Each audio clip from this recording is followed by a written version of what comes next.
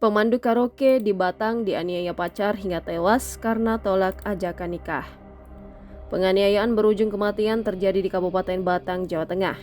Seorang pemandu lagu bernama Sofi tewas setelah dianiaya AP kekasihnya sendiri. Pelaku penganiayaan yang merupakan warga Weleri, Kabupaten Kendal berhasil diamankan oleh petugas Satreskrim Polres Batang, Jawa Tengah pada Kamis 1 Juni 2023.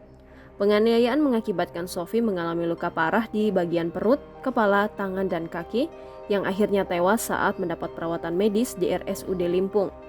Kasat Reskrim Polres Batang AKP Andi Fajar mengatakan korban dan pelaku sama-sama bekerja di tempat karaoke yang sama.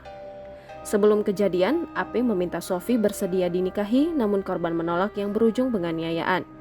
Kasat Andi melanjutkan pasangan ini telah menjalin asmara selama 5 tahun terakhir dan telah sering bertemu untuk membicarakan rencana pernikahan. AP menganiaya korban di luar kafe tempatnya bekerja hingga sejauh 50 meter. Setelah melihat kekasihnya yang tergeletak lemas, AP merasa panik dan segera membawa korban ke rumah sakit RSUD Limpung. Namun nasib tragis menimpa Sofi karena nyawanya tidak dapat diselamatkan meskipun mendapatkan penanganan medis.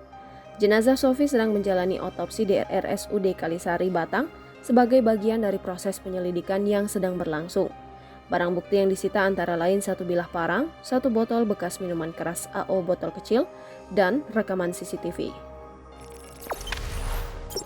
Jangan lupa subscribe, share, komen, dan like ya!